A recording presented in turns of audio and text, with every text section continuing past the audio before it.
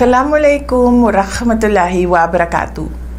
Madayaw ug maayong adlaw kaninyong tanan. Magandang araw at maligayang Pasko sa inyong lahat. Tuwing Pasko ay binabalot ang ating mga puso ng mga biyaya na hatid sa atin ng kapanganakan ni Jesus. Ngunit paano ba natin mas mapapasaya ang ating selebrasyon sa harap ng samot-saring mga hamon sa ating buhay?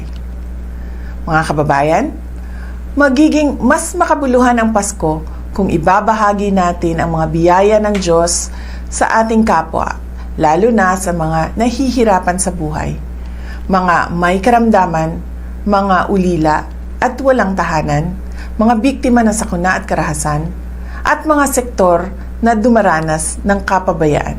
Sa kagandahan ng ating loob, nagmumula ang pag-asa at katatagan ng loob at pananampalataya. At ito ang gagabay at magpapalakas sa atin bilang mga individual, bilang mga pamilya, at bilang isang bansa. Hangad ko ang inyong kaligayahan kasama ang inyong mga kapamilya at mahal sa buhay. Lagi din nating ipagdasal ang biyaya ng kapayapaan at katatagan ng ating minamahal na bansa. Tandaan po natin na ang pusong nagpapasalamat ay mapagbigay, mapagmahal, mapagpatawad. Mula sa kaibuturan ng aking puso, malipayong Pasko kaninyong tanan. Mahalin natin ang Pilipinas para sa Diyos sa bayan at sa bawat pamilyang Pilipino. Syukran.